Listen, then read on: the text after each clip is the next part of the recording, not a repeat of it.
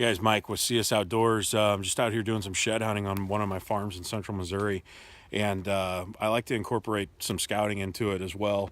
Not just focus on the antlers, but try to put some pieces of the puzzle together for the next deer season coming up. So I just came across this area, and man, this is a textbook buck bedding area. It's basically how it's set up is there's a south-facing hillside to the north with a slough in front, and then there's this knob, which is what I'm up on top of right now.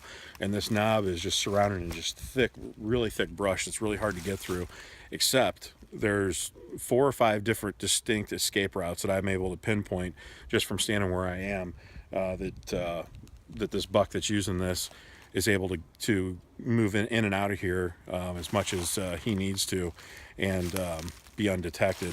So basically he's got these beds laid out. There's 3 beds that I've found so far, and there's one right here over my shoulder if it's still got some hair in it, but he's got these beds laid out on the leeward side of this knob. So basically he can face and look at this entire ridge off to the front of him and see anything that's coming up, and then he can smell, because the prevailing wind directions from behind the knob, he can smell anything that's coming up behind him. So, any which way he needs to get out of here, he can, and he has trails cut.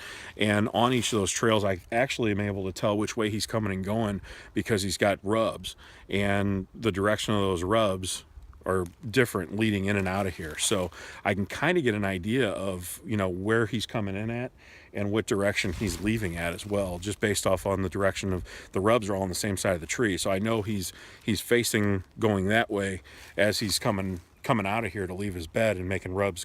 But then when he comes in, they're on the opposite side of the tree. So it's just a really, really cool spot, just a textbook bedding area.